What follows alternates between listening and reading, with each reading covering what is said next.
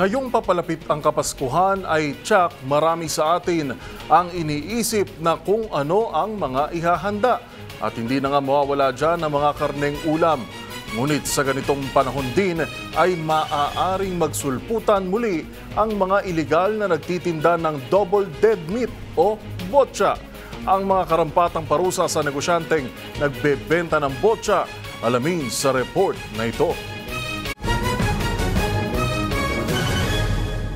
Bunsod ng sunod-sunod na pagtaas ng presyo ng bilihin sa merkado, marami sa atin ang nais makatipid sa paghahanda ng Noche Buena ngayong Pasko.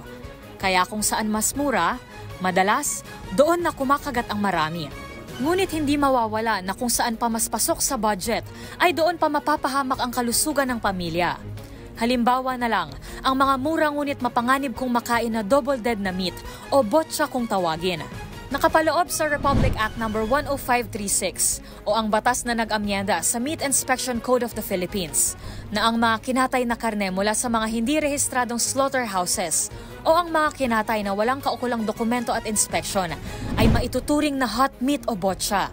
Ang mga ganitong uri ng karne ay delikado sa kalusugan dahil may mga bakterya ito na maaaring magdulot ng diarrhea o food poisoning. Ang sino mang mapapatunayang nagbebenta ng botcha o kumakatay ng mga patay na hayop upang ibenta ay maaaring maharap sa pagkakumpiska sa mga karne. Bukod pa rito, maaari ring makulong ang negosyante o tindero ng hindi bababa sa 6 na taon hanggang 12 taon at pagmultahin ng 100,000 piso hanggang 1,000,000 piso.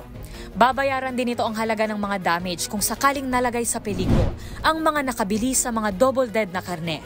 Kung mayroon pa kayong nahuling ipinagbabawal na akto o kaya naman ay mayroon kayong reklamo, itag nyo kami sa DZRH. Hoy! Bawal yan!